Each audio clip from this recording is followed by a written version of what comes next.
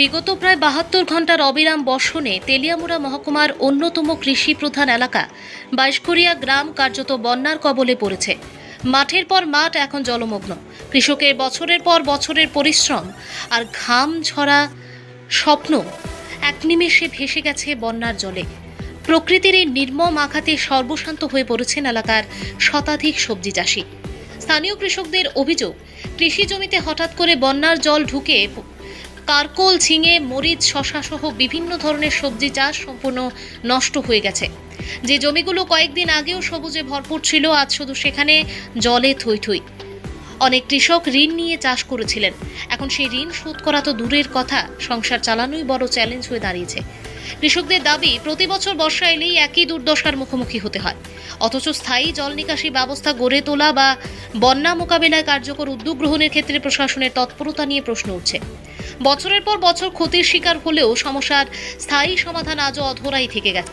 ক্ষতিগ্রস্ত কৃষকদের একটাই আবেদন, অবিলম্বে ক্ষয়ক্ষতির সঠিক মূল্যায়ন করে সরকারি ক্ষতিপূরণ, কৃষি ঋণে বিশেষ ছাড় এবং পুনরায় চাষের জন্য বীজ ও আর্থিক সহায়তা প্রদান করা হোক। অন্যথায় বহু কৃষক কৃষিকাজ ছেড়ে দিতে বাধ্য হবেন বলে আশা প্রকাশ করেছেন। প্রকৃতির এই তাণ্ডব শুধু ফসলই ভাসিয়ে দিয়ে যায়নি, ভাসিয়ে নিয়ে গেছে অসংখ্য কৃষক পরিবারের ভবিষ্যতের স্বপ্ন। এখন দেখার বিষয়, প্রশাসন কেবল ক্ষয়ক্ষতি হিসেবেই সীমাবদ্ধ থাকে, নাকি সত্যিই বিপর্যস্ত কৃষকদের পাশে দাঁড়িয়ে তাদের ঘুরে দাঁড়ানোর পথ তৈরি।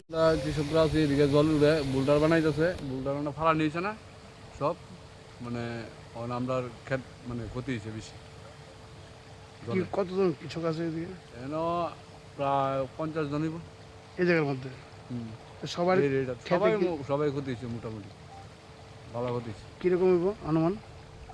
অনুমান তো ধরো না, কারকল আছে, শশা আছে, ঝেঙ্গা আছে, পটল আছে, সব আইটেমেরই মানে জিনিস আছে, সবাই যার যার আইটেম করছে। প্রায় একজনে তো 50,000, 40,000, 60,000, 70,000 এমন করছে। এই যে এই ক্ষেতটা, এটা কি ক্ষেত? এটা হলো ঝেঙ্গা ক্ষেত। এটা আর ফসল এটা শেষ, এটা মারি গেছে। এটার নাম কি মালিকের? মালিকের নাম হলো উত্তম মজুমদার। এটা কোন জায়গা? এটা 22 ঘর। হ্যাঁ, 22 ঘর। এই 22 ঘর এলাকার মধ্যে কতজন কৃষক আছে টোটাল?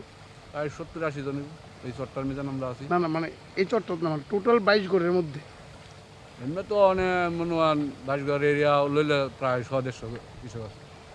আর আমরা এই চরের এরিয়াটার মধ্যে মানে 60-70 জন কৃষক আছে। সবাই মানে ক্ষতি আইসিনি প্রশাসন তরফ থেকে এখন কৃষি না, দপ্তর থেকে? কোনো কৃষি দপ্তর থেকে কেউ আইছে না। খোঁজ খবর লইছি না, লইছে না। পঞ্চায়েত থেকে আইসিনি? না, আইছে না। এটা কোন পঞ্চায়েত? এটা এটা হইলো 22 ঘর পঞ্চায়েত। কোন গ্রাম পঞ্চায়েত? এটা এটা কৃষ্ণপুর।